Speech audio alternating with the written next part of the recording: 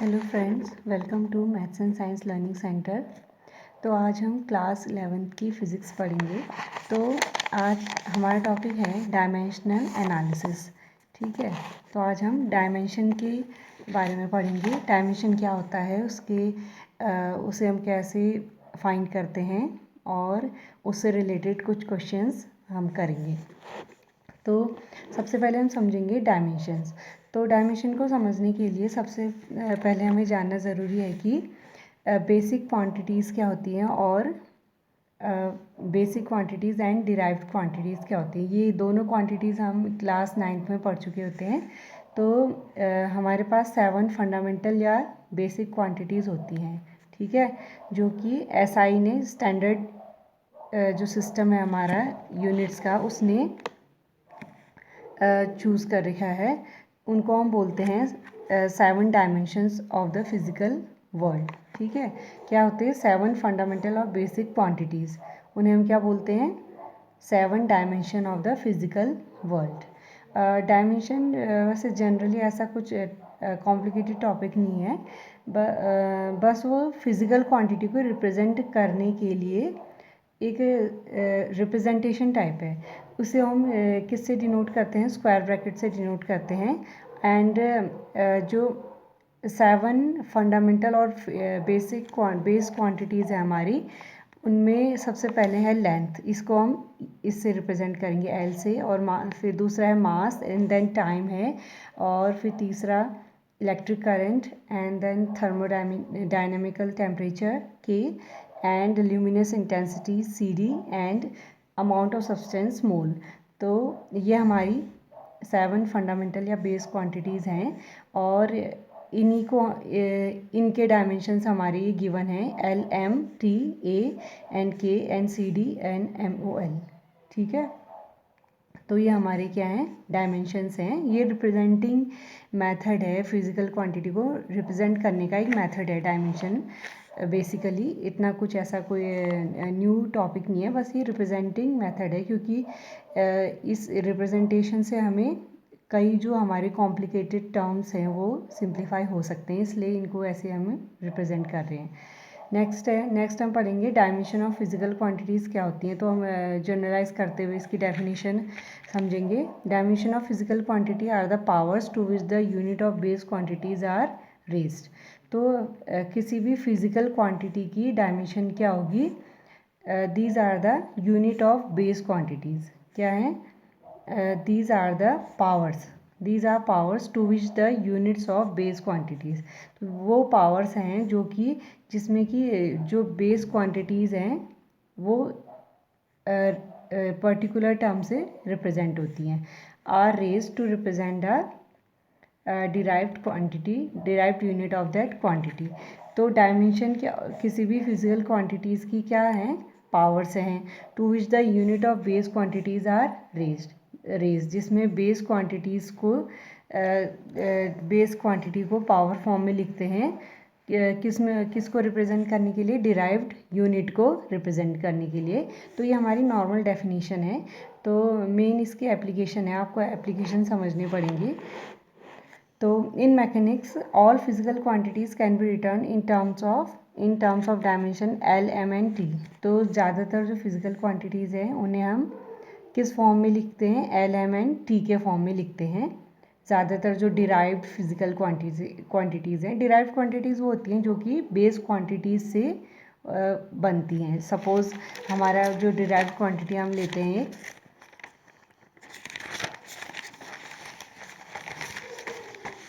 एक क्वांटिटी जैसे वॉल्यूम है, ठीक है।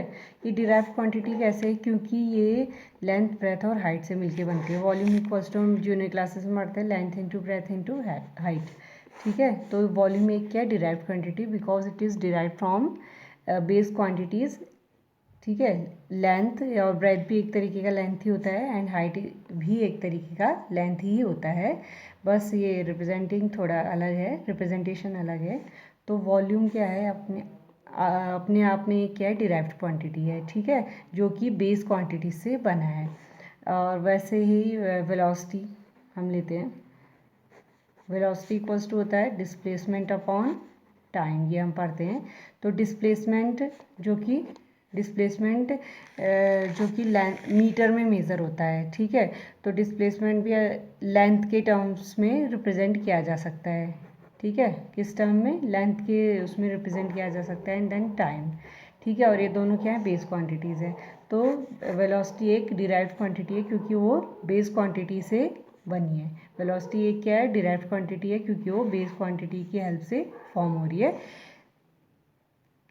तो ये हमारी क्या है? डिराइव्ड क्वांटिटीज़ हैं, ठीक है। और बेस क्वांटिटीज़ मैंने आपको 7 बेस क्वांटिटीज़ बताई थी अभी, जो कि हैं length, mass, time, current, thermodynamical temperature, luminous intensity and amount of substance. तो मेन हमारे हैं लेंथ, मास और टाइम है, जो हम इस क्लास में हम पढ़ेंगे। बाकी का यूज़ यहाँ पर अभी नहीं है फ़िलहाल।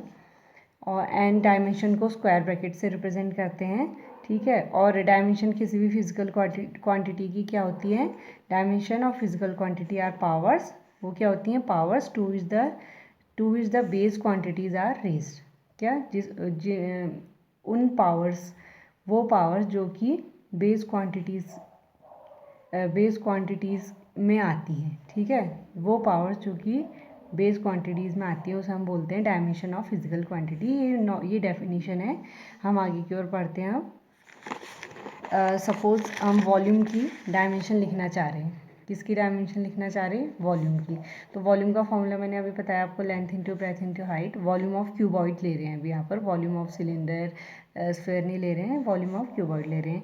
तो वॉल्यूम का फॉर्मूला होता है length into breadth into height. तो लेंथ को हम एल से रिप्रेजेंट करेंगे, एंड ब्रेथ भी एक तरीके का लेंथ ही होता है। ब्रेथ की यूनिट भी मीटर होती है, एंड मीटर लेंथ की क्या होती है? यूनिट होती है।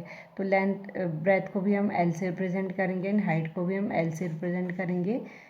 तो देखिए यहाँ पर इसकी पावर 1 है, इसकी पावर 1 है, इसकी पावर 1 है, and this is multiplicative term, and multiplication में पावर सेट हो जाती है। 1 + 1 + 1 3 हो गया, ठीक है।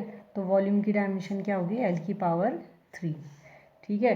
तो ये वॉल्यूम की डायमेंशन है, और इसमें बेस क्वांटिटी एल है, और इसकी पावर कितनी है? 3, ठीक है। तो डायमेंशन क्या होगी? जिसमें कि बेस क्वांटिटी आएंगी, और डायमेंशन किसी भी डिराइव्ड फिजिकल क्वांटिटी की क्या होगी? जिसमें बेस क्वांटिटी आएगी और उसके साथ कुछ पावर आएगी, ठीक है। बेस क्वांटिटी और उसके साथ कुछ पावर आएगी। तो ये मेनली डायमेंशन है। आई होप आपको डायमेंशन थोड़ा सा क्लियर हो रहा होगा, और आगे क्यों हम पढ़ते रहते हैं तो हमें क्लियर होते जाएंगे टॉपिक्स, ठीक है। नेक्स्ट हमारा टॉपिक है डायमेंशनल फॉर्मूले एंड डायमेंशनल इक्वेशन। तो डायमेंशनल फॉर्मूला क्या होता है? Expression which shows how and which of the base quantity represent a physical quantity. तो डायमेंशनल फॉर्मूला क्या होता है? वो हमें बताता है कि कौन सी बेस क्वांटिटीज़ किसी फिजिकल क्वांटिटी को रिप्रेजेंट कर रही हैं। सपोज हमने ले लिया वेलोसिटी, ठीक है। हम क्या ले रहे हैं? वेलोसिटी। वेलोसिटी इक्वल टू क्या होता है? डिस्प्लेसमेंट अपॉन टाइम होता है। Velocity equals to displacement upon time. तो डिस्प्लेसमेंट की डायमेंशन एल हो गई, ठीक है, क्योंकि डिस्प्लेसमेंट भी एक तरीके की डिस्टेंस है, लेंथ है, एंड लेंथ को हम एल से रिप्रेजेंट करते हैं, ठीक है। क्योंकि डिस्प्लेसमेंट लेंथ होती है, हम उसे मेज़र कर सकते हैं ना, मीटर के टर्म से मेज़र कर सकते हैं। तो एंड लेंथ को हम एल डायमेंशन से शो करते हैं, एंड स्क्वायर ब्रैकेट लगाएंगे। हमेशा याद रखिएगा, डायमेंशन को लिखने के लिए बेस क्वांटिटी के साथ स्क्वायर ब्रैकेट लगाना ज़रूरी होता है, क्योंकि without square bracket it cannot be representation will be incorrect. So be careful about writing dimension, and its representation should be accurate. and time को हम t से रिप्रेजेंट करते हैं, ठीक है, t with square bracket. And then हम इसको लिख सकते हैं l, t ऊपर गया तो की पावर -1 है ना, पावर माइनस हो जाती है जब हम ऊपर से नीचे या नीचे से ऊपर लिखते हैं टर्म को। तो वेलोसिटी की डायमेंशन क्या होगी? वेलोसिटी की डायमेंशन LT-1। ये वेलोसिटी का डायमेंशनल फॉर्मूला है। ये क्या है? Dimensional formula. ये है डायमेंशनल फॉर्मूला। डायमेंशनल फॉर्मूला वो होता है जिसमें डायमेंशन आएंगी। सिंपल सी बात है, ये वर्ड से हम क्लियर हो सकते हैं कि जिसमें डायमेंशन आती है वो डायमेंशनल फॉर्मूला होता है। तो एंड डायमेंशनल फॉर्मूला से हमें पता चलता है कि कौन सी बेस क्वांटिटीज़ किसी डिराइव्ड क्वांटिटी को रिप्रेजेंट कर रही है। तो इसमें कौन कौन सी बेस क्वांटिटीज़ हैं, लेंथ एंड टाइम, ठीक है, 7 बेस क्वांटिटीज़ हैं, माइंड में रखिएगा। तो इसमें कौन सी 2 बेस क्वांटिटीज़ हैं, लेंथ और टाइम है। तो वेलोसिटी को रिप्रेजेंट करने के लिए कौन कौन सी बेस क्वांटिटीज़ का यूज़ हो रहा है, लेंथ और टाइम का। कौन कौन सी क्वांटिटीज़ का यूज़ हो रहा है, लेंथ एंड टाइम का। तो इसे हम कह सकते हैं इसका डायमेंशनल फॉर्मूला, ठीक है। ऐसा डायमेंशन के फॉर्म का ऐसा फॉर्मूला जो कि हमें बताएगा कि उसमें कौन सी बेस क्वांटिटीज़ यूज़ हो रही हैं और वो फिज़िकल क्वांटिटी किस बेस क्वांटिटी से डिराइव्ड है, ये भी हम इससे समझ सकते हैं with the help of dimensional formula. Next है डायमेंशनल इक्वेशन। तो when a physical quantity is equated to its dimensional formula, तो तब हमें मिलता है डायमेंशनल इक्वेशन। डायमेंशनल इक्वेशन क्या होती है, जब कोई भी फिजिकल क्वांटिटी को हम उसके डायमेंशनल फॉर्मूले से इक्वेट करते हैं, ठीक है, उसे हम बोलते हैं डायमेंशनल फॉर्मूला। सपोज वॉल्यूम है, उसकी ये डायमेंशन होती है L3, तो ये होगी डायमेंशनल, ठीक है, डायमेंशनल इक्वेशन। तो कोई भी फिज़िकल क्वांटिटी को अगर हम उसके डायमेंशनल फॉर्मूले से इक्वेट करेंगे, के इक्वल करके लिखेंगे, तो उसे हम बोलते हैं डायमेंशनल इक्वेशन, ठीक है। तो हम कुछ डायमेंशनल फॉर्मूले को डिराइव करेंगे, तो मैं आपको डिराइव करना सिखाती हूँ। तो इस तरीके से आप और भी डिराइव कर पाएंगे। तो कुछ मेन जो है मैं वो आपको बता देती हूँ। तो डायमेंशनल फॉर्मूला बनाने के लिए हमें फॉर्मूला पता होना चाहिए। डायमेंशनल फार्मूला बनाने के लिए जो क्वांटिटी हमें गिवन है उसका फॉर्मूला पता होना चाहिए। फॉर्मूला पता होते ही हम फाइंड कर सकते हैं। जैसे पहला है एरिया। एरिया में देखिए, एरिया का फॉर्मूला क्या होता है, लेंथ इंटू ब्रेथ। लेंथ को एल से रिप्रेजेंट कर दिया, ब्रेथ भी एक तरीके की लेंथ ही होती है ना, तो ये एल हो गया। और एल इंटू एल स्क्वायर, मैंने आपको बताया पावर 1+1 होती है। कुछ नहीं लिखा है तो पावर 1 ही होगी। तो पावर को हम ऐड कर देते हैं, मल्टीप्लिकेशन में पावर से ऐड हो जाती हैं जब बेस सेम होता है। ये आपको पता ही होगा, जूनियर क्लास में आपने किया ही होगा ये। तो मेन है कि आपको पता होना चाहिए फॉर्मूला क्या उसका, डिराइव्ड क्वांटिटी का। यहाँ पर हमारी जो डिराइव्ड फिजिकल क्वांटिटी है वो एरिया है, एंड एरिया का फॉर्मूला है लेंथ इंटू ब्रेथ, ठीक है। लेंथ को एल से रिप्रेजेंट करा, ब्रेथ को भी एल से, क्योंकि ब्रेथ भी एक तरीके की लेंथ ही होती है, ठीक है। और एंड ब्रेथ को भी हम मीटर में मेज़र करते हैं। तो इस तरीके से हम लेंथ को भी एल से रिप्रेजेंट हमने कर दिया, एंड बी का भी डायमेंशनल फॉर्म हमने एल ही लिख दिया है, ठीक है। तो एल स्क्वायर हो जाएगा, इसका डायमेंशनल फॉर्मूला एल स्क्वायर हो गया। वैसे मैं दूसरा ले लेती हूँ वॉल्यूम। मैंने वॉल्यूम आपको अभी बता ही दिया है, length into breadth into height. Length का एल हो गया, एंड ब्रेथ भी एक तरीके की लेंथ ही होती है, एल ही हो गया, और हाइट भी एल ही हो गया। इससे भी समझिए इन तीनों की जो यूनिट होती है ना, तो वो तीनों की मीटर ही होती है। तो मीटर होने की वजह से तीनों को हम अगर इनकी तीनों की सेम यूनिट है तो इनका सेम डायमेंशनल फॉर्म भी होगा। तो इसका भी एल होगा, इसका भी एल होगा, इसका भी एल होगा, ठीक है। ये तीनों ही एक तरीके की लेंथ ही हैं, तो इन तीनों को हम एल से ही रिप्रेजेंट करेंगे। ऐड करेंगे, L3 आ गया, ठीक है। इस तरीके से हम और भी डिराइव कर सकते हैं डेंसिटी। कुछ मैं आपको बता देती हूँ। डेंसिटी का फॉर्मूला क्या होता है, density equals to mass upon volume, ये आपको पता ही है। एंड मास का m होता है डायमेंशनल फॉर्म, वॉल्यूम का भी हमने निकाला, L3 हो गया, ठीक है।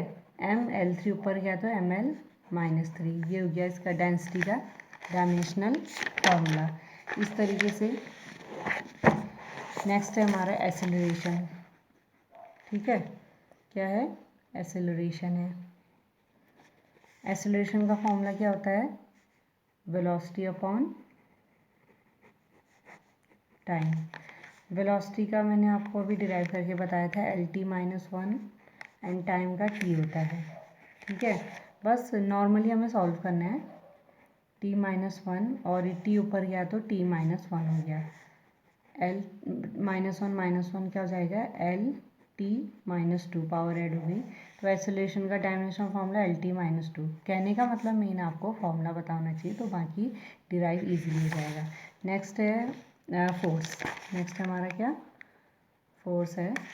फोर्स का फॉर्मूला होता है फोर्स का फॉर्मूला होगा मास इनटू एक्सेलरेशन, ये आपको पता ही है। मास का m होता है एंड एक्सेलरेशन का भी हमने डिराइव करा LT-2, तो ये हो गया MLT-2। सबमिट करके एक साथ करके लिख देंगे। नेक्स्ट है हमारा, नेक्स्ट है इम्पल्स। मेन है मतलब आपको फॉर्मूला पता होना चाहिए। इम्पल्स का फॉर्मूला होता है फोर्स इनटू टाइम। फोर्स का फॉर्मूला अभी हमने डिराइव करा MLT-2 एंड टाइम का T हो गया MLT-2 और ये 1, ऐसे करके हमने पावर्स लिख दी MLT-1, ये हो गया इम्पल्स का भी। अब नेक्स्ट देखिए है प्रेशर। एक एक करके मैं आपको सिखा रही हूँ, इसका थोड़ा ध्यान दीजिएगा। प्रेशर का फॉर्मूला क्या होता है, सबसे पहले बताइए। प्रेशर का फॉर्मूला होगा pressure equals to force upon area. Force का डायमेंशन MLT-2 अभी हमने डिराइव करा है एंड एरिया का L2 डिराइव किया था। MLT-2 ये ऊपर गया तो L-2 हो गया। नाउ पावर्स को हम एक साथ करके लिखेंगे L, यहाँ पर 1, यहाँ पर -2, ऐसे हो गया एंड T-2 क्या आ गया ML-1 T-2, फाइनली 1 -2 -1 हो गया। तो प्रेशर का ML-1 T-2 हो गया। इस तरीके से हम वर्क का भी निकाल सकते हैं। वर्क होता है फोर्स इनटू डिस्प्लेसमेंट। फोर्स का MLT-2 एंड डिस्प्लेसमेंट भी एक तरीके की लेंथ ही है, तो उसे मीटर में मेज़र करते हैं, तो इस वजह से उसको भी हमने L कहा। तो MLT-1 और 1 ये हो गया 2, ML-2 ML-2 तो इस तरीके से हम डायमेंशंस को डिराइव करते हैं with the help of formula. तो आपको फॉर्मूला पता होना चाहिए, तो डायमेंशन इजीली डिराइव हो जाएंगी। ठीक है। एनर्जी वर्क के जैसा होता है, तो एनर्जी का भी डायमेंशन ML-2 हो जाएगा। नेक्स्ट है power. Power work upon time. Work का लिखा हमने ML-2 एंड टाइम का टाइम ऊपर T ऊपर गया तो -3 हो गया। ठीक है। और एंड नेक्स्ट है थ्रस्ट है। थ्रस्ट एक तरीके का फोर्स ही होता है, तो फोर्स का ML-2 ठीक है। एंड देन टेंशन भी एक तरीके का फोर्स ही होता है, तो स्ट्रिंग में लगता है, कोई भी चीज़ स्ट्रेच होती है तो उसमें लगता है टेंशन एंड उस टेंशन एक तरीके का ही फोर्स होता है, उसका भी ML-2 हो गया। ठीक है। नेक्स्ट है कुछ कांस्टेंट होते हैं, जैसे स्ट्रेन एक तरीके का कांस्टेंट है, तो ये dimensional quantity dimension less quantity है। ठीक है। ऊपर भी dimension change in dimension upon original dimension, तो ये ऊपर भी नीचे भी सेम LL ही रहा, तो 1 हो गया। तो ये भी एक तरीके का ये डायमेंशन लेस क्वांटिटी होगी। ठीक है। स्ट्रेन आप इसी क्लास में आप पढ़ेंगे आगे, तो इसमें कुछ टर्म्स ऐसे हैं जो कि चैप्टर्स में आएंगे तो आपको मोर क्लियर हो जाएंगे। जैसे रेडियस ऑफ गायरेशन, ये रेडियस भी एक तरीके की डिस्टेंस है, तो डिस्टेंस का भी L हो गया। एंड मोमेंट ऑफ इनर्शिया होता है mass into radius of gyration का स्क्वायर, मास, और रेडियस एक तरीके की लेंथ होती है ML-2 हो गया। ठीक है। तो इस तरीके से बहुत सारी डायमेंशन आएंगी आपकी, ये आपको नज़र आ रही होंगी। अगर आपको नोट करनी तो आप नोट कर लीजिएगा। वैसे तो इतना कुछ ही हमारी एग्ज़ाम्स में आती हैं, थोड़ा एग्ज़ाम्स वैसे भी पढ़ना पड़ता है, बाकी कंपटीशन के लिए भी क्लास 11 की फ़िज़िक्स बहुत ही ज़्यादा इम्पॉर्टेंट है, तो थोड़ा आप इसमें डीपली पढ़िएगा।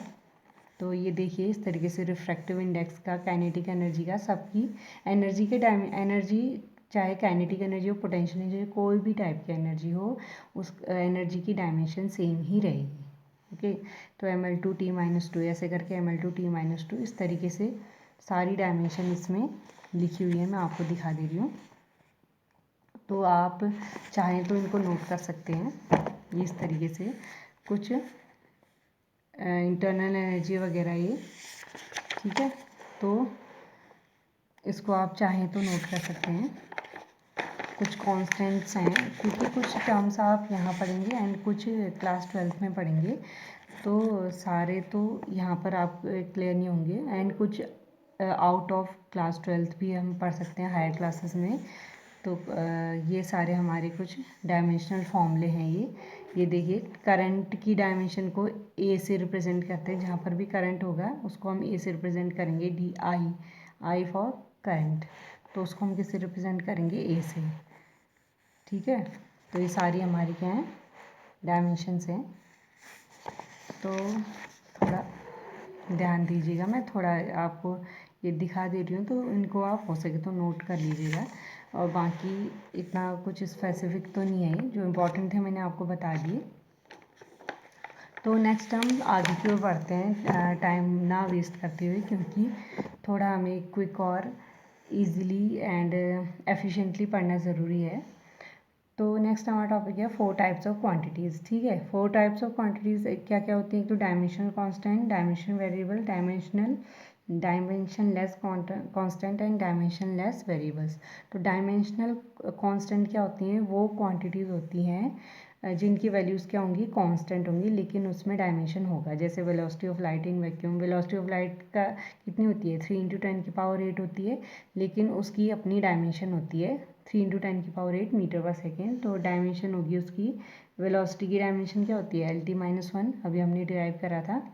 तो कुछ कांस्टेंट ऐसे होते हैं जिनमें डायमेंशन आता है, उसको हम डायमेंशनल कांस्टेंट बोलते हैं। नेक्स्ट डायमेंशनल वेरिएबल्स, कुछ डायमेंशनल वेरिएबल्स जिन ऐसी क्वांटिटीज़ जिनकी वैल्यूज़ क्या होंगी, वेरिएबल होंगी, लेकिन उसमें डायमेंशन होगा, मतलब वैल्यू चेंज होगी और उसमें डायमेंशन भी होगा। सपोज एरिया की वैल्यू चेंज हो सकती है, हर ऑब्जेक्ट टू ऑब्जेक्ट एरिया की वैल्यू चेंज होती है और उसमें डायमेंशन भी होगा। कुछ नेक्स्ट है डायमेंशन लेस कांस्टेंट, कुछ कांस्टेंट ऐसे होते हैं जिनमें डायमेंशन नहीं होता है, जैसे पाई हो गया, इसमें डायमेंशन नहीं होगा।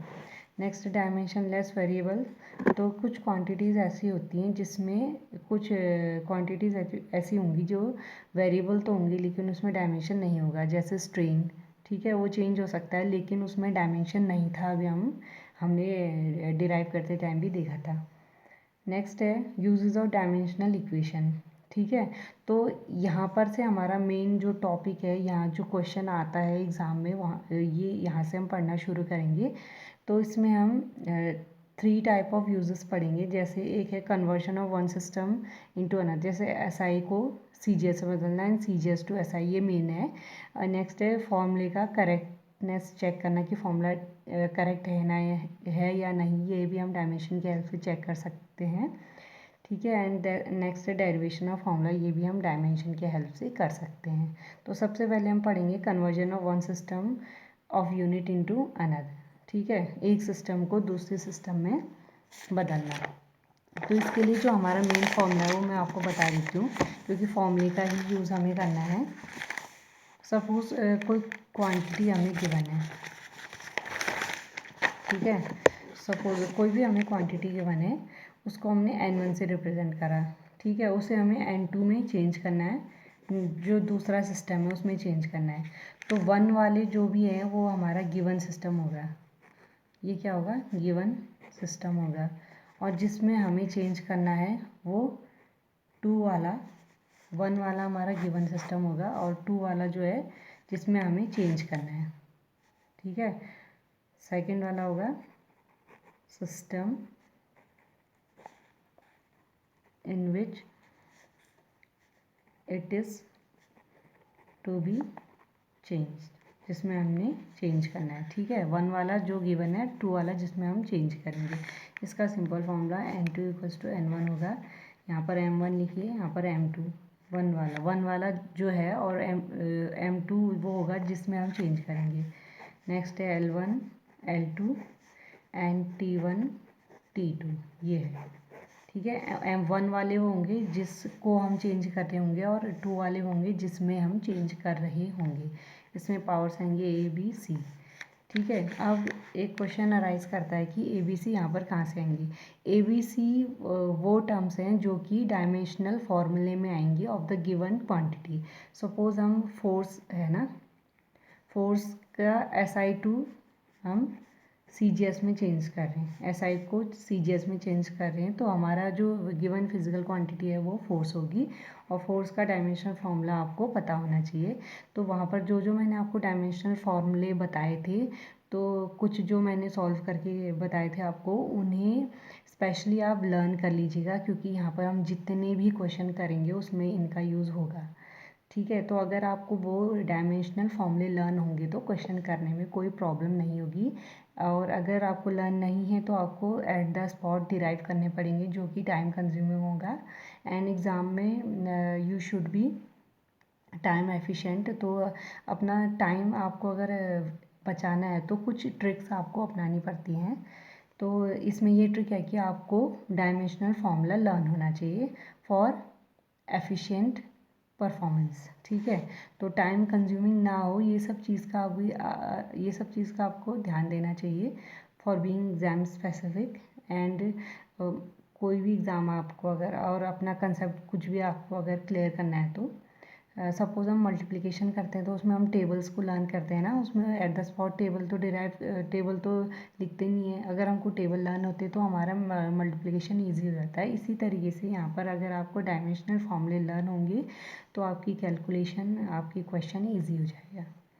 ठीक है, तो यहाँ पर ए बी सी कहाँ से आएगा? ए बी सी डायमेंशनल फॉर्मूले में जो एम की पावर है एंड देन एल की पावर है एंड देन टी की पावर है, ये हमारा ए बी सी होगा। एम की पावर होगा, ठीक है, ए, एंड एल की पावर होगा बी, एंड टी की पावर होगा टी की पावर होगा सी। तो ए बी सी क्या होंगे? एम एल और टी के पावर्स होंगे रिस्पेक्टिवली। ठीक है, यहाँ पर एग्जांपल के थ्रू मैंने आपको बता दिया। एंड वन वाले क्या होंगे? जिसको हम चेंज कर रहे होंगे, टू वाले जिसमें हम चेंज कर रहे होंगे। एक क्वेश्चन करते हैं, ठीक है, क्वेश्चन से ज़्यादा क्लियर होता है। हमको क्या करना है? 1 न्यूटन को डाइन में चेंज करना है। 1 न्यूटन टू डाइन। तो देखिए, हमें न्यूटन को डाइन में चेंज करना है। न्यूटन और डाइन किसकी यूनिट्स होते हैं? फोर्स के यूनिट हैं। It should be well known, ये आपको पता होना चाहिए। तो न्यूटन होता है फोर्स का ऐसा यूनिट एंड डाइन होता है फोर्स का CGS यूनिट। ये आपने क्लास 9th में पढ़ा होगा फोर्स चैप्टर में। ठीक है, तो यहाँ से हमें पता चल गया हमको किसको चेंज करना है? न्यूटन को। 1 न्यूटन को चेंज करना है डाइन में। ठीक है, तो हमारा क्वेश्चन ये बनेगा, N2 इक्वल्स टू, मतलब 1 न्यूटन इक्वल्स टू,